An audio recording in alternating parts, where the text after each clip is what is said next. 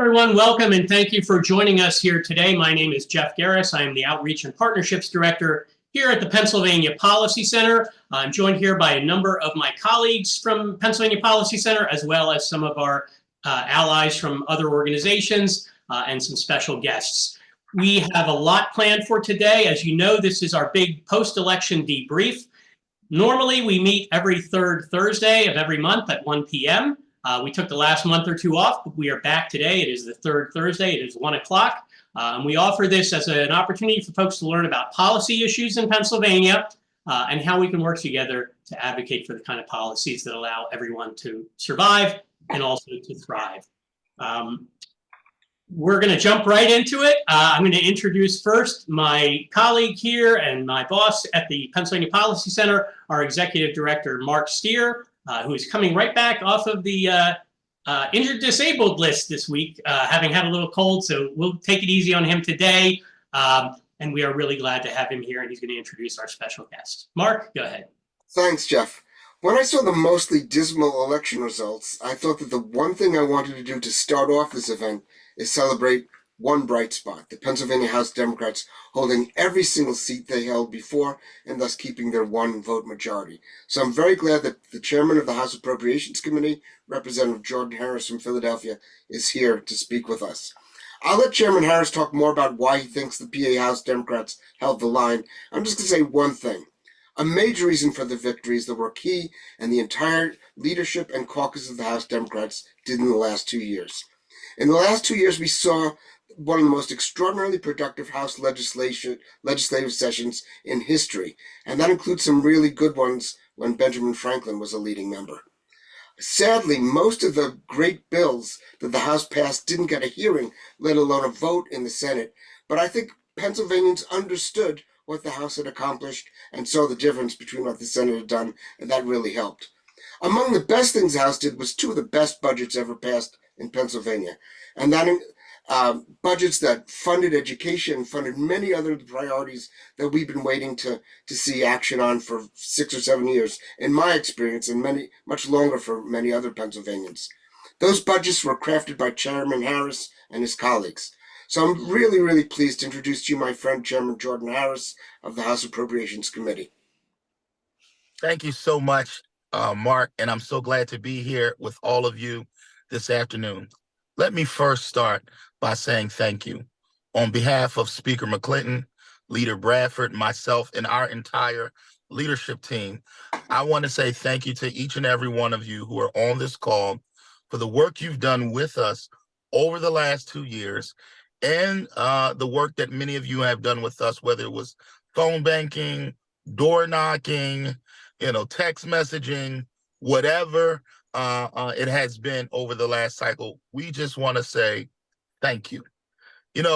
House Democrats were able to maintain our one-seat majority. And, while we wanted to grow past one seat still keeps Joanna McClinton as the Speaker of the House of Representatives. One seat still gives Leader Bradford the opportunity to craft what happens on the floor. And it still gives all of our chairmen the ability to control the agenda for their committees. Listen, we've done a lot of good work in the last 2 years, and we believe because of that, people across Pennsylvania have sent us back to Harrisburg with this majority to continue to do the work. That's work like expanding the property tax rent rebate, not only increasing the amount that people can get, but increasing the threshold so that there are more people across Pennsylvania who could get the property tax rent rebate. Those successes also include the child-dependent tax credit. Many Pennsylvanians saw more money in their state income tax over the last year because of the child-dependent tax credit. We understand as House Democrats that the cost of child care is way too high. And that's why we mirrored what the federal government did at the state level to provide a tax credit, real tangible dollars in the pockets of Pennsylvanians for those who are spending money on child care and those spending money on adult care. And of course, the historic amounts of money that we've been putting into our education system, but not only putting into our education system, but sending it to the districts that need it the most. We know that the Commonwealth Court said that the way we fund education in this Commonwealth is unconstitutional. We know that the Basic Education Funding Commission passed a report on how to bring us into constitutionality. House Democrats, along with our partner in Governor Josh Shapiro, led the charge to fully fund our educational systems and give them the money that they deserve, while also providing resources to provide taxpayers with the relief at the local level so that they don't have to continue to increase property tax to do something that the state should be doing, and that's fund our schools. Listen, we sent over 400 bills to the state Senate, and many of them sat in the state Senate without any action from our friends across the chamber. The bottom line is this, though. Folks in Pennsylvania saw the work that House Democrats have done with our governor. They saw the tangible results, and they saw a state government that has been working for them. So while we're discouraged by some of the other outcomes, we're encouraged by the fact that we'll have 2 more years to show Pennsylvanians what a government that reflects their values, their principles, and their views look like. And a lot of that is due to the hard work of many of you on this call. So thank you so much for all that you've done for House Democrats. We're looking forward to rolling up our sleeves and getting back to the people's business and building a Pennsylvania we all can be proud of together. Thank you so much.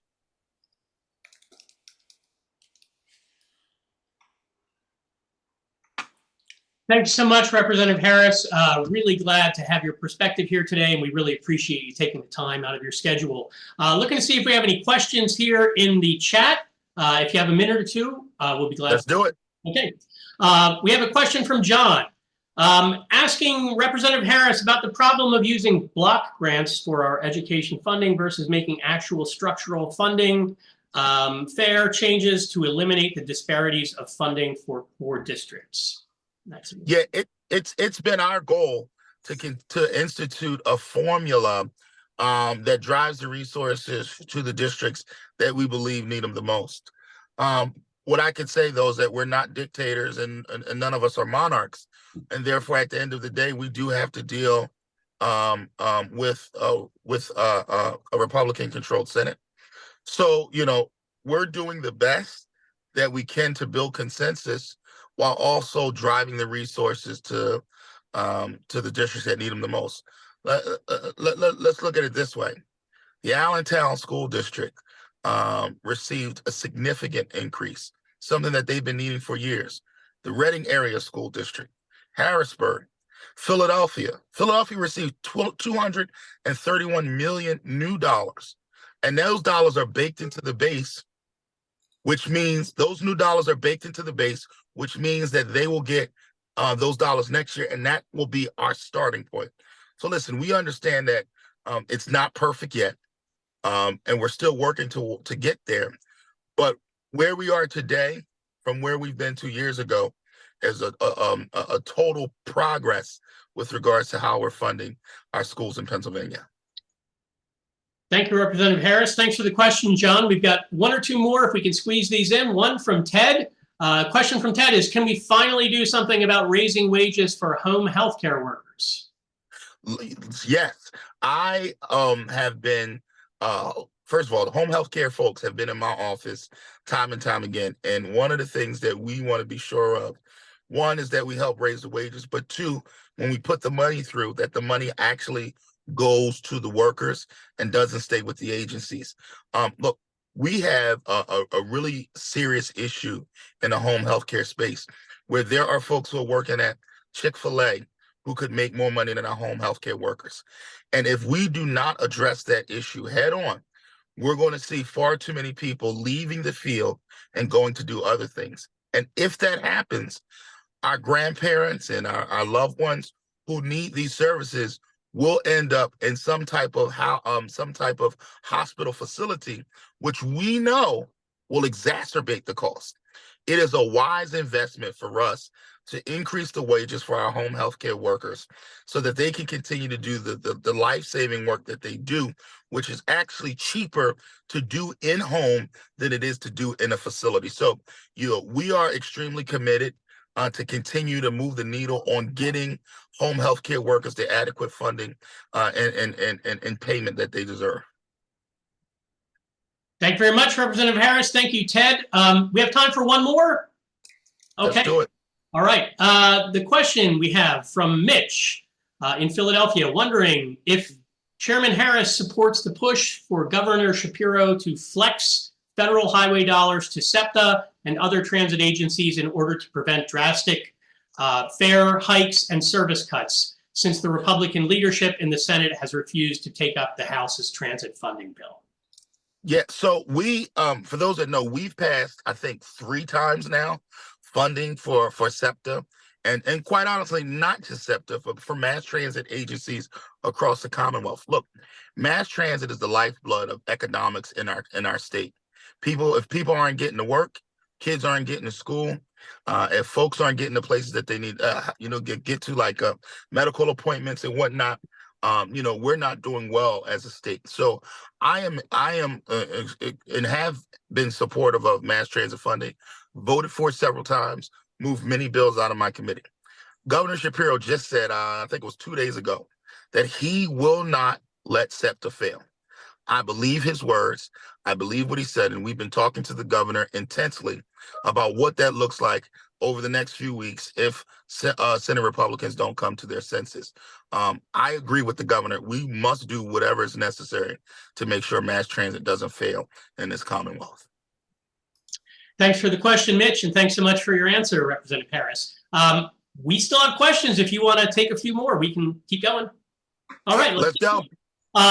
Can you tell if there are discussions pertaining to a home care rate increase for people with physical disabilities and seniors? This is from Jeff. The nursing homes have gotten increases, but no increase for home and community-based services, which is more cost-effective and where most people want to live. This is for PA, DHS, OLTL programs, community health choices, and OBRA waivers, Act 150 programs. Our folks have been missed the past 3 years. Thanks. Yeah, so I appreciate that. I would suggest you talk to Mara Perez in my office, who's my DHS analyst, who does all of this work. These are questions that we'll bring forward to the DHS secretary when we have our budget hearings coming up in end of February, beginning of March. Listen, we support an increase in funding. We have to work with the governor to try to get it in his budget address. It's easier when the things are in the budget address than it is when we have to negotiate on the back end. But what I will say is that, as the advocates have come in, we have put on the table from a negotiating standpoint the increase. Sometimes the increase doesn't make it to the finish line, but that is definitely something that we've been looking at and have been supportive of over the years. We will continue to advocate for it, and I'll make sure that that's something we bring up during our budget hearings this year. Great. Thank you so much. A note from a colleague who says, thanks for my colleague who's our majority chairman of Appropriations. I'm honored to be here today. Thanks for his and speakers and our leadership team. We still have a 1-seat majority. That is from Representative Parker, also here from Philadelphia. So Representative Parker, who Happy Hollow Rec Center in her district, she took me to Happy Hollow Rec Center in her district, and that rec center is so important to the community, and it is in great need of repair. We were able to deliver more than $3 million because of Representative Parker's advocacy to that community center and that rec center. Look, I believe that everybody, regardless of your income, all of us, we all deserve high quality green space, high quality recreational centers for our children and for our community. I'm so glad to see all of the work that's going to happen at Happy Hollow. I am too. It's 5 blocks from my house, and you are correct. We did need some funding for that. So and I do know that. 10 blocks from my house. That was because of you, Jeff. You and Derecha. See, boom. See how we do that? Yeah. Well, that's a good reminder to everybody of the importance of being in contact with our local elected officials and making clear the things that we want and need in our communities. If you want, we've got time for one more question. One more. Let's go. All right. How can the legislature ensure that the Solar for All grant from the federal government is approved and implemented? That is a good question. So Gorgie in my office works on all that. We in our last budget, we did some stuff with Representative Fiedler on solar for schools, right? We did $25 million. I think was the start on the solar for schools thing. She wants me to go on top of a school building to see where these solar panels are going to be. I told her she's crazy. I would never do it. It is not going to happen. I love Representative Fiedler, but Representative Harris is afraid of heights. He ain't going on top of no school building. But don't tell nobody that. But as far as the federal dollars, we will ensure that whatever money we get from the federal government is used correctly and expeditiously. Here's the other thing. We've been talking across the state about more solar projects and looking at the resources that we did for the PA Sites program and the shovel-ready projects that the governor is going to unveil and roll out, and looking at how or if there's a way for us to marry up some of this funding so that we can do more projects across Pennsylvania with the mindset of doing more projects that also help us with regards to climate change and doing better by our environment. So we are in conversations about what that kind of collaboration could look like. Great. Well, thank you so much for your time, Representative Harris. Thank you to all of the great questions that we had. I wish we had time for more, but we do have some other speakers, and we know you need to be headed on your way to do the work of the people of Pennsylvania. So thank you very much, Representative. Y'all take care now. Have a great day. All right. Well, we got a lot of questions in there. Sorry we didn't get to all of them. We will try to pose some of these to our other presenters here today. And let me just do a quick run through of who else we will be hearing from today. I want to give them as much time as possible. We'll continue to do questions in the chat and get as many of those as we can. We're going to hear first from the Director of Pennsylvania Policy Center, Mark Steer, who's our Executive Director. We're going to hear next, after Mark, from Adam Hosey from Planned Parenthood Pennsylvania Advocates. I always have to get the full name in there.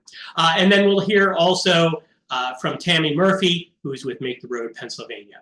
I'm going to just turn it over to each of them in order to go through and give us a little bit of their sense of what happened with the elections and what comes next. Mark?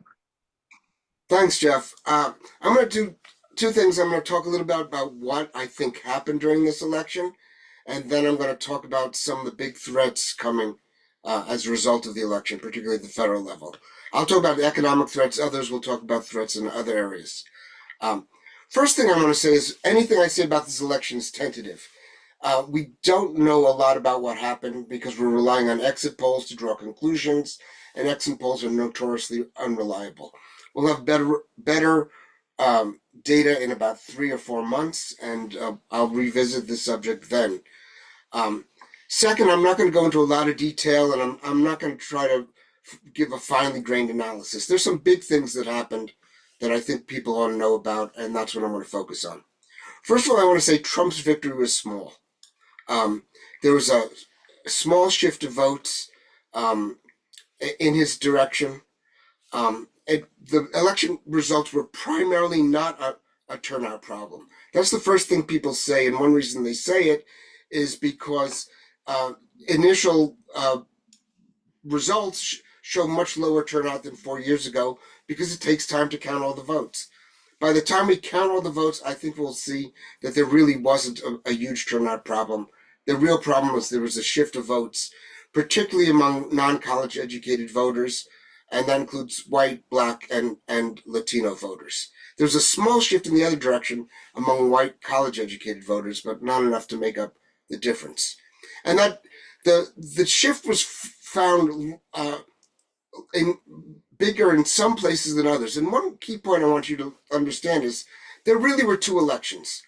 There were 7 states where there were real campaigns, where the majority of money spent on the election was spent in those 7 states, where the candidates visited, where there was a lot of TV, a lot of social media advertising. And then there were 43 states where there wasn't very much of an election because the outcome was decided before the campaigning began. So if you want to understand what really happened, I would focus on those 7 states. And in those 7 states, the shift in the vote was relatively small. And I think whereas it was about 3 points, it was about 7 points in the other 43 states. And I think that tells us something about the effectiveness of the Democratic campaign, that it limited that shift in the states where there really was a strong campaign. Second, there's very little evidence of any large ideological shift in the population. If you go look at the polls and see where people stand on many issues, certainly on economic issues, they agree with our perspective. So what happened? Well, education is a result of 2 things. One is short-term factors, things that happened in the last couple of years, and the other is long-term factors, things that have been brewing over some time. And I want to say something about both. The short-term factors, I think, are fairly obvious. It's inflation and immigration. I think I saw Mike Vion, the former majority leader of the Pennsylvania House, on the call, and he and I were talking about a year ago about the danger of inflation to this election for Democrats. And we're based on our historical experience, seeing what inflation had done in the past. And also on the experience of what inflation had done in every other advanced country's elections over the last basically 24 months. Every one of those elections, we've seen the incumbent party lose. Didn't matter whether it was a right-wing party or a centrist party or a left-wing party. They all lost their majority. They all lost control of the government, and it was largely because of inflation. And many of those countries were also dealing with immigration problems, as we were as well. Those factors, I think, overwhelmingly account for the shift in votes. But we shouldn't ignore long-term factors that are problematic for electing progressive executives and legislators. And there are two big problems here. The first was we've seen 40 years in which there's been a shift in the rewards of our economy from work to wealth. The income and wealth of the richest Americans has been shooting up like a skyrocket. For all the rest of us, we've seen very slow growth in our incomes, and we've seen that many of the goods that are most important to us, such as childcare and healthcare and higher education and housing, shoot up a great deal, particularly in the last 10 years, for various reasons. Those things have put a burden on working people, and it's one reason and they have not been satisfied with the response of the government, even when Democrats have been in power, because Democrats really haven't been able to do that much, because in this country, they've rarely had the power to do it. Other countries like Sweden and Germany have adjusted to worldwide economic changes in ways that lifted wages for working people and protected the security of their lives. We have not been able to do that because for the last 40 years, Democrats have held power in Washington for only 4 of those years. And so we've had a real problem with our economy and working people being discouraged by their slow economic growth and the incredibly high cost of living even before inflation. And then the second problem is that the Republican campaign, excuse me, it's just that I'm getting over a real bad bug. The Republican campaign has dredged up the worst of America. It's been astonishing to see a campaign that is focused on white supremacy and patriarchy and anti-immigrant bigotry. Those sentiments we know are deeply embedded in our lives, and we should pretend that some progress, small progress in the 60s, 70s, and 80s, and maybe in this century with the election of a black president, has overcome these deeply embedded sentiments in America. And they're not just sentiments. As I said, they're part of our way of life. They're part of everyday life for people. What's happened, we have a presidential candidate in Trump who has gone to extreme lengths to strengthen those sentiments and encourage people to vote on the basis of them. And that's a real challenge for us. because it particularly affects the non-college educated working people who otherwise would be voting for Democrats. I want to emphasize just how deeply embedded it is. It's not just a matter of Trump distracting from economic problems by talking about immigration and stoking bigotry and racism and sexism. If these sentiments were not so deeply embedded in America, he couldn't distract us from economic problems by talking about them. These things are deep, they're powerful, and it's going to take a long time to overcome them. And I think even more worrisome, these things have come together. Republican working class voters falsely believe that government provides support, a great deal of support to immigrants that they don't actually provide. Shockingly to me, Republican working class voters, even those who benefit from the Affordable Care Act, believe that because Obama created the program, Black people get more benefits from the ACA than they do. That's a real problem to overcome. And in some ways, it's the two issues, the cultural issues and the economic issues, have been knitted together in ways we have not seen in the past. It's no longer the case that people who are economic liberals are sometimes conservatives on racial and gender issues. What we're seeing now is some white men have become a lot more conservative on economic issues. And the reason for that, I think, is subtle but important to understand. When white men look, particularly non-college educated white men, look at cultural issues, they see themselves being bossed around, told what to do, told how to talk to Black people, told how to talk to how to talk to women. They see what was part of their lives, which was racism, sexism, being called out as being wrong. And they resent being told what to do. And now they're taking that resentment against government action and turning it against the economic action by the government. I talk with a lot of these folks, sometimes in person, often on Facebook, and I see people saying, the problem with the minimum wage is you're just trying to tell people what to do. Again, businesses should be free to do what they want. Same thing with taxation. So these two strains, this economic conservatism is being linked to conservatism on cultural and social issues. And this is very, very difficult for us to overcome. I have some ideas about what we can do to overcome it, but they're not going to be short-term solutions. We got to do things that we've adopted with the race-class narrative and talk about government programs that benefit everyone, no matter where they live, what they look like, who they love. We've got to talk about how inclusive policies have always benefited everyone. People don't understand that the great period of economic growth in the middle class from the 50s to the 70s were in part a product of breaking down barriers to women and Black people entering the economy and having our economy be able to take advantage of their talents and abilities in a way that we could not do in previous years, when sexism and racism blocked them from full participation in our economic life. Those are two big buckets of messaging that we're going to be developing. We have been already, and we will keep doing that. But frankly, that's not a short-term solution. But there is a short-term solution, and that is the economic disaster the Trump administration is likely to bring us in the next 4 years. And I want to talk about some of the things that I expect the Trump administration to do that are going to be quite disastrous, and that we will have to fight back against to the extent we can, but more importantly, explain to people why bad things are happening. First of all, is the tax cut. Trump passed a tax cut in 2017 that was heavily weighted towards benefiting rich people and corporations. We all of us working together, did something extraordinary in 2017. We made a tax cut unpopular. Now think about that for a minute. Everyone got their taxes cut.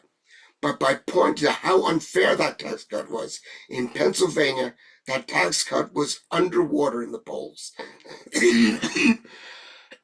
Excuse me. 60% of the population in Pennsylvania opposed the 2017 tax cut, even when they were benefiting a little bit from it. we've got to do it again. We've got to insist no extension of the Trump tax cuts for anyone making less than $400,000, for over $400,000 a year. And even if it passed, we got to make clear how bad it is. Second thing, those tariffs. Those tariffs are going to hurt. They're going to hurt consumers. They're going to lead to higher prices. And when there's retaliation against those tariffs, they're going to hurt producers in Pennsylvania. We're likely to see retaliation against our agricultural exports. And many of you don't know that the biggest industry in Pennsylvania is agriculture. People are going to be hurting in the state. We are going to have to explain to them why that's happening, how it's happening, and who is responsible for it. And then the third thing, there's going to be cuts to federal support for the states. There are going to be a lot of areas where this happens. I want to focus on one in particular, and that's with regard to Medicaid. Many people don't know that during the pandemic, the federal share of Medicaid spending, what we call medical assistance in Pennsylvania, went up just by a couple of points. But that saved the General Assembly $2 billion a year in funding for our general fund. The Trump administration is not going to do a full-on assault on Medicaid. They're going to try to do it through this backdoor way by reducing the federal share of Medicaid costs, not just for traditional Medicaid, but for expanded Medicaid, where the federal share is about 90%. If they do something similar in reverse to what happened during the pandemic, we're looking at a $2 billion hit to the state budget. The state budget is already almost $3 billion in deficit every year. We're covering it with the surplus. But yeah, $2 billion to $3 billion, $5 billion deficits, we run down the surplus in two and a half years. And I'm not sure that Medicaid cut is going to be only $2 billion. That's going to lead to some pressure to cut Medicaid benefits. And let's be clear, that doesn't just hurt low-income folks. The majority of seniors in nursing homes in this state are being paid for by Medicaid. There's no way to cut state Medicaid funding without reducing those expenditures. People are going to suffer as a result. Our job is to try to block this, and if we can't, to make Pennsylvanians understand who is responsible for the suffering that we are seeing in this state. Who's responsible for a budget deficit that's going to rise very quickly in the next couple of years. If we do that work, and if we take steps to secure our democracy so that we actually have a fair election in 2 years, and frankly, I don't think 2 years is enough time for them to destroy a democratic system. They'll nibble around the edges. They'll hurt things. In Pennsylvania, as long as we have the courts and the governor, they cannot do that much to undermine our democracy. And that's true in a lot of other states. If we keep our democracy, if things are as bad as I think they're going to be, the Democrats will take back the House of Representatives and may even take back the Senate in 2 years.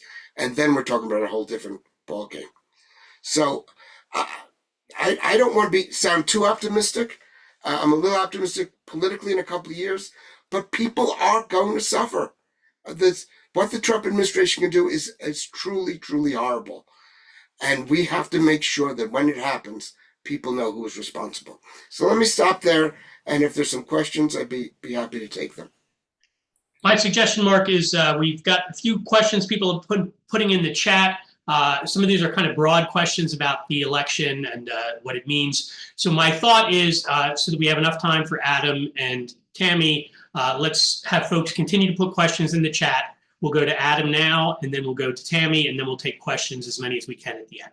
We do have a goal of ending at 2 o'clock today. Typically, our Zoom meetings, we run for about half an hour, 45 minutes, but in light of the election and our special guests, we took an hour today. So we will end at 2 o'clock. Let's go to Adam.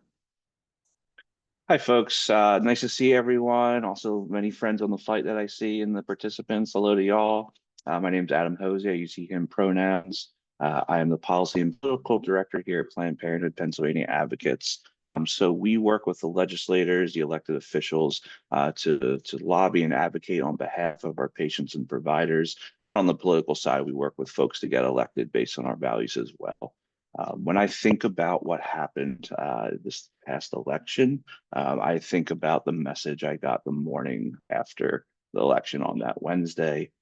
It was from someone that I hadn't spoken to since in like 20 years. We went to high school together. We see each other on the internet sometimes, like liking stories, things like that.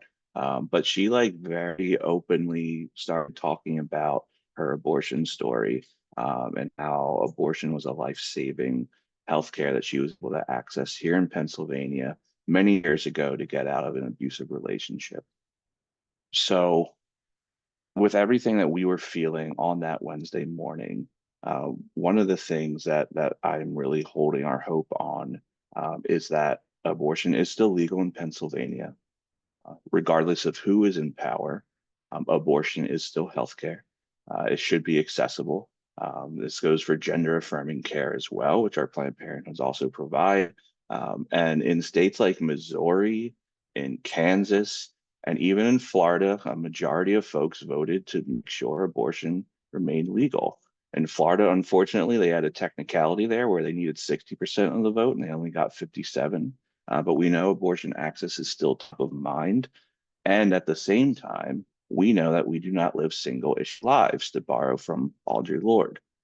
So what our work going forward is to make sure that we are linking arms, with our partners, cross movements, and we know that we can take the lead when it comes to sexual and reproductive health here in Pennsylvania.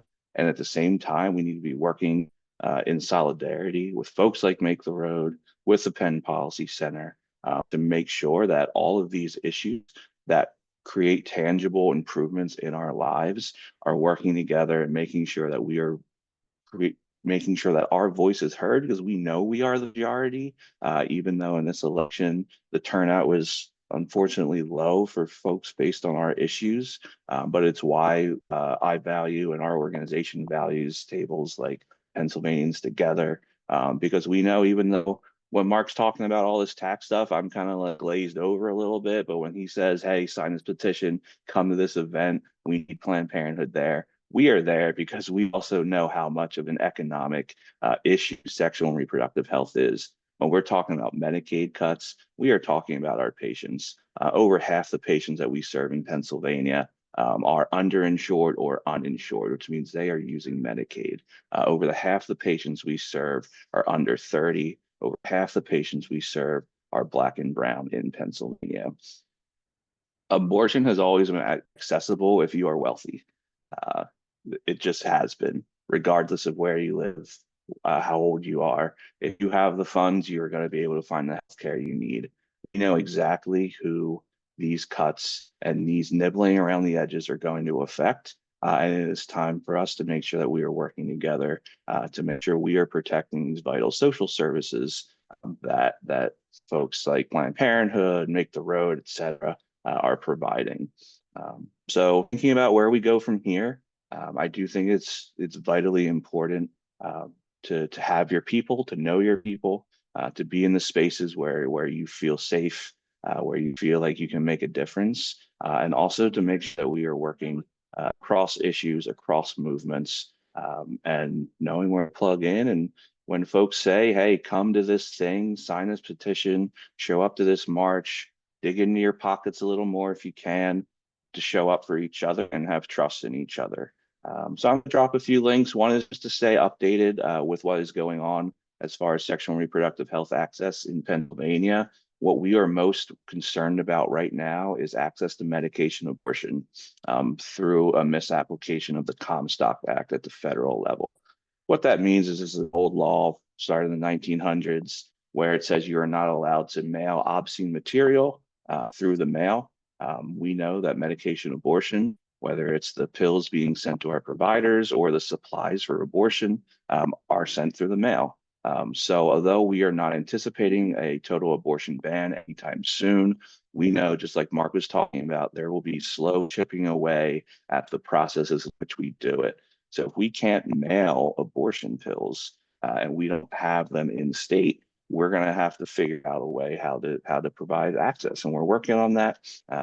We have great allies, and we're so happy that the House held. And I think it's a testament to what the House Democrats were able to tangibly provide in people's lives, and that big piece was school funding. So I'll stop there. Happy to take any questions, and I'll also put my email in the chat here if folks do have questions about how to get plugged in or anything in general. Thanks, everyone. Great. Thank you so much, Adam. Thanks for all the helpful information. Thanks to all the folks putting questions in the chat. We're going to hear next from Tammy, and then we will take as many questions as we can before 2 o'clock. We're really pleased to have Tammy Murphy here with us today from our friends at Make the Road, Pennsylvania. Tammy. Hi, thank you so much for welcoming me to the call. And thank you to Representative Jordan for joining the call, and Representative Parkinson for joining too. Thank you again, Adam, for speaking. So we can jump right in. If you can put in my slides, I will go through this pretty quickly. Our main concern right now is the concern for our immigrant population in Pennsylvania. And we've got some local goals, state goals that we can go through.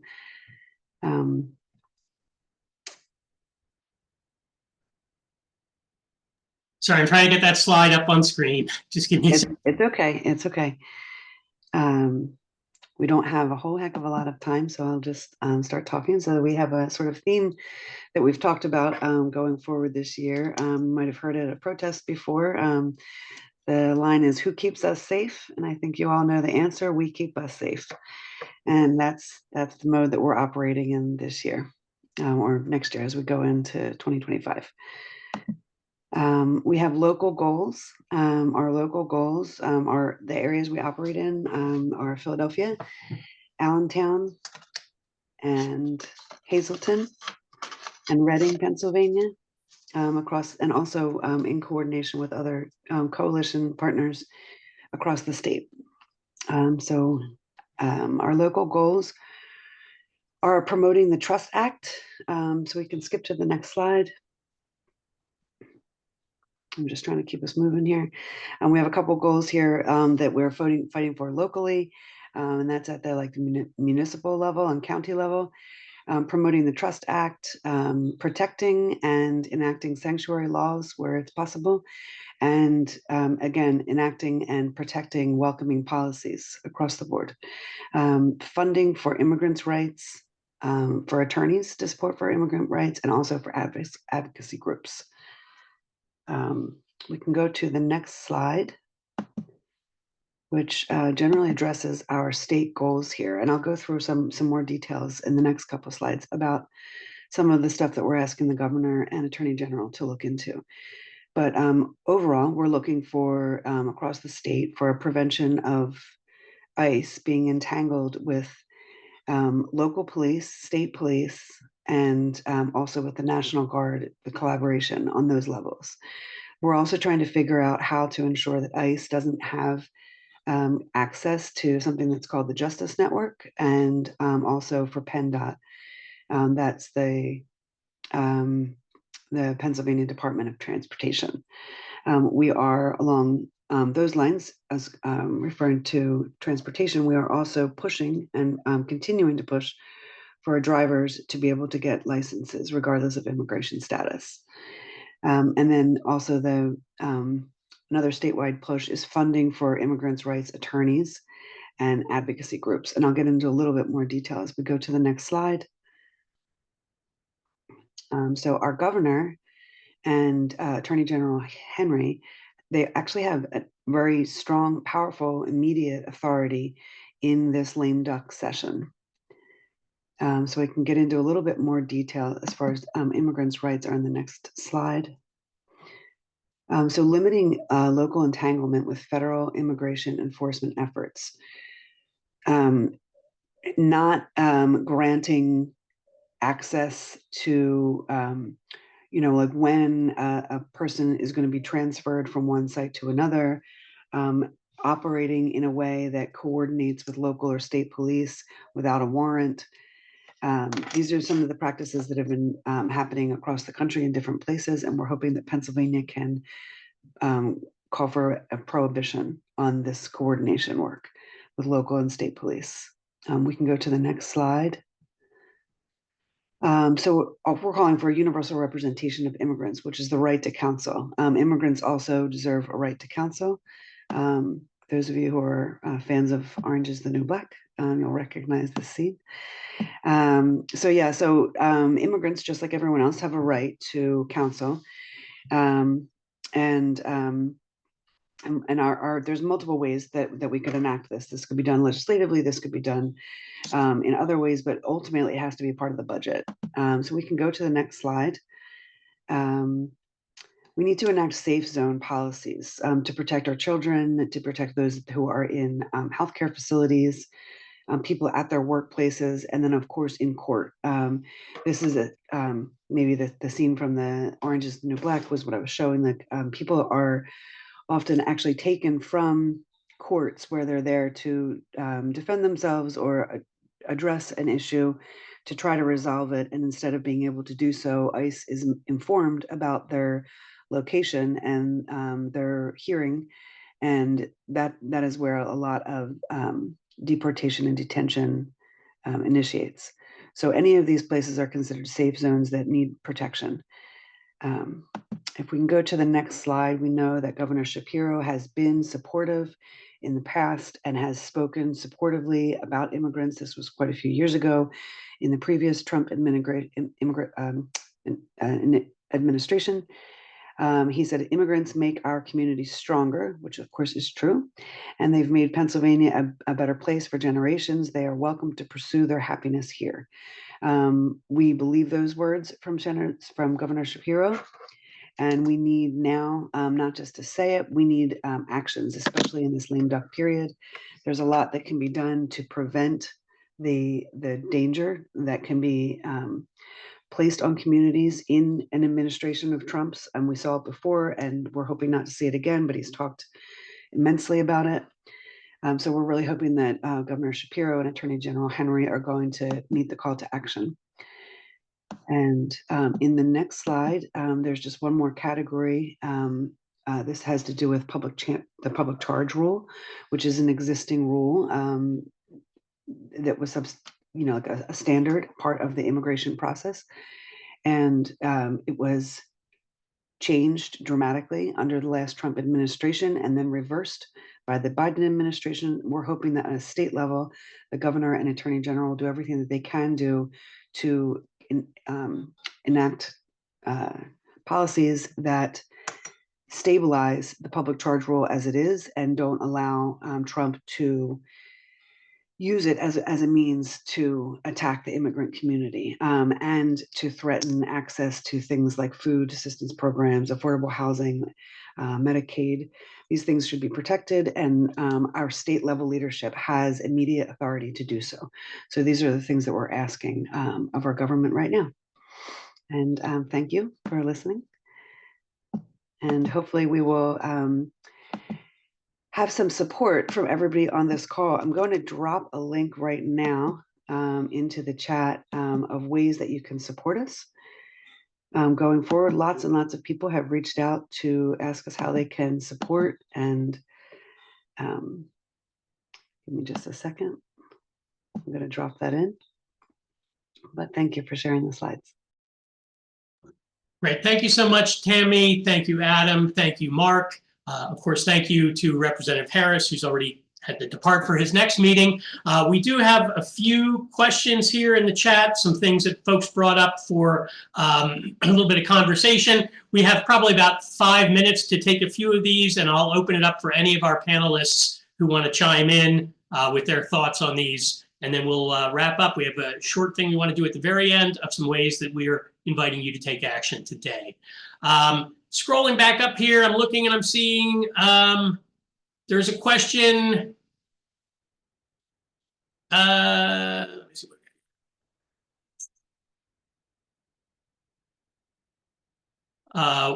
what are legislators doing to, I'm sorry, I'm having a hard time getting these questions. Doesn't the sweep of row offices by Republicans show that Pennsylvanians are not buying what Democrats are selling? To improve education means more money, more taxes. Sure, everyone will vote for that. There's been some back and forth in the comments on that, but I want to see if any of our panelists wanted to chime in.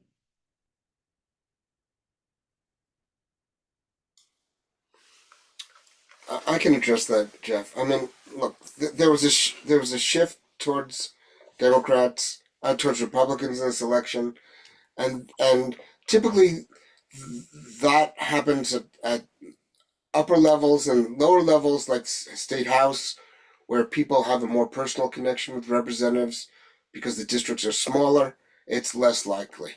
Um, you know, I think our row office candidates got caught in the Republican shift. I don't think it's a reflection on our priorities. As I said, I think the vote was mostly a retrospective vote about the impact of inflation and immigration.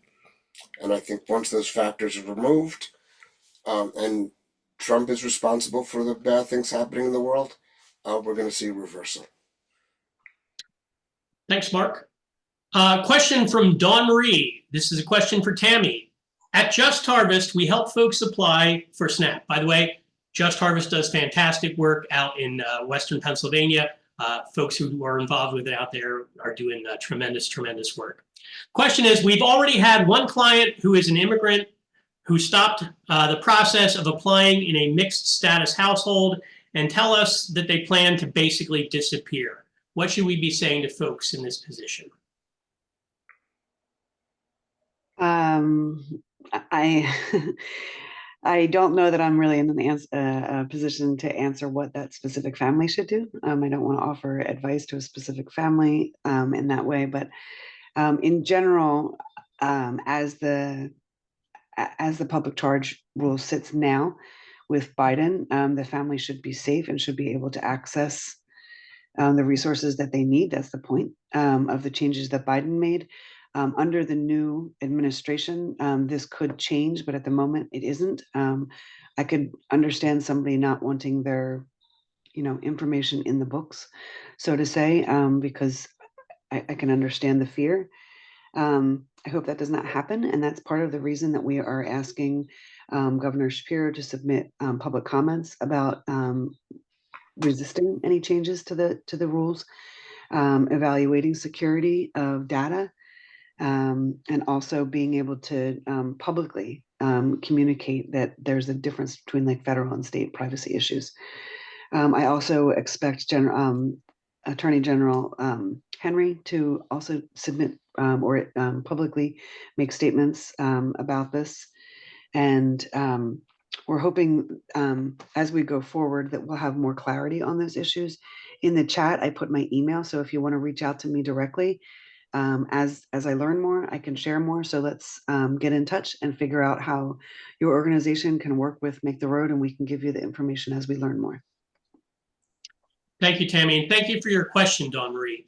I'll close with one last question here. It's kind of a big thinking question, not necessarily a clear answer, and then we'll wrap up right after that. The question, and this is for any of our panelists who'd like to chime in, it's from Sam. The question is, what's your analysis of the role of media in the election? How can we advance our side of the story if Americans are still so fragmented in their media environments and being fed shit from X?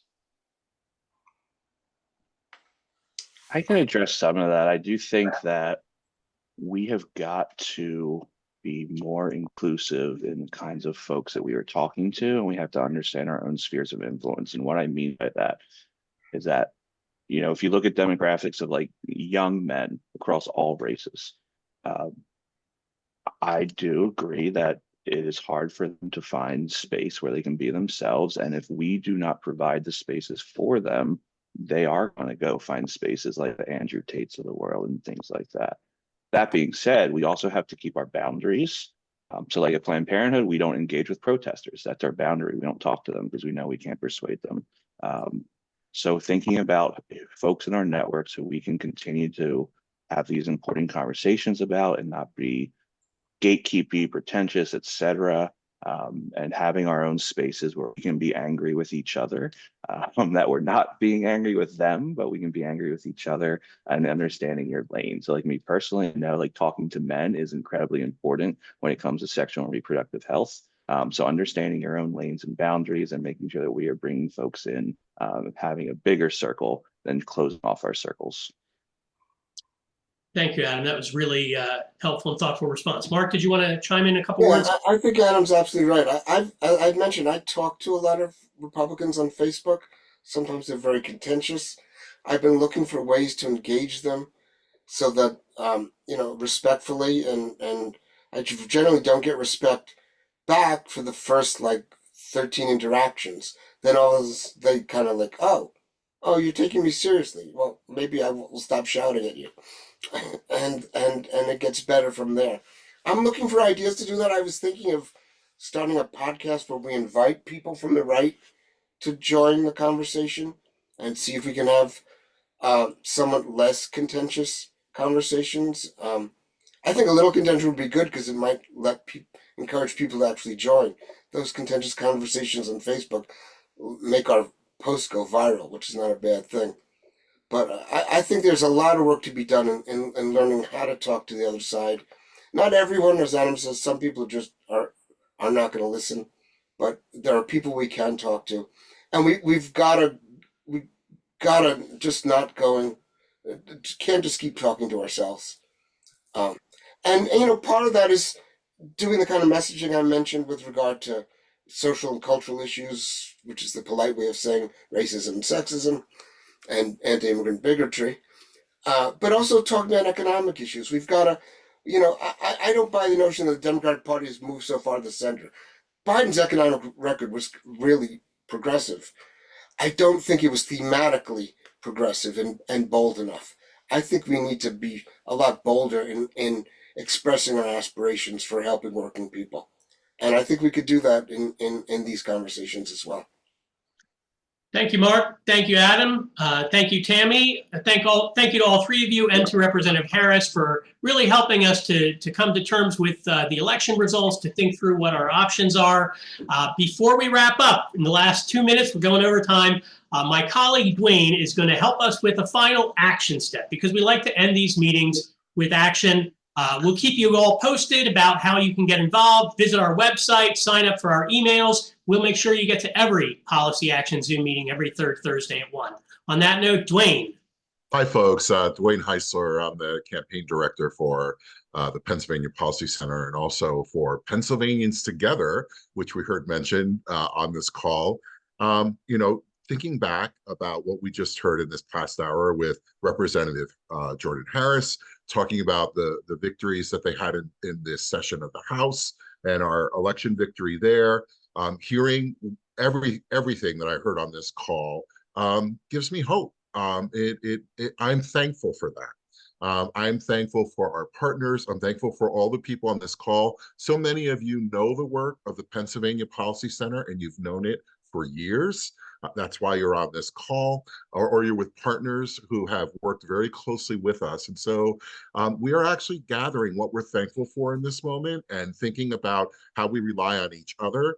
And Tammy said it as well with her motto of like, when who keeps us safe, we keep us safe. I love that, Tammy. Thank you. And Make the Road is such an incredible champion. So Pennsylvanians Together is actually has a leadership group of over 17 organizations that work statewide.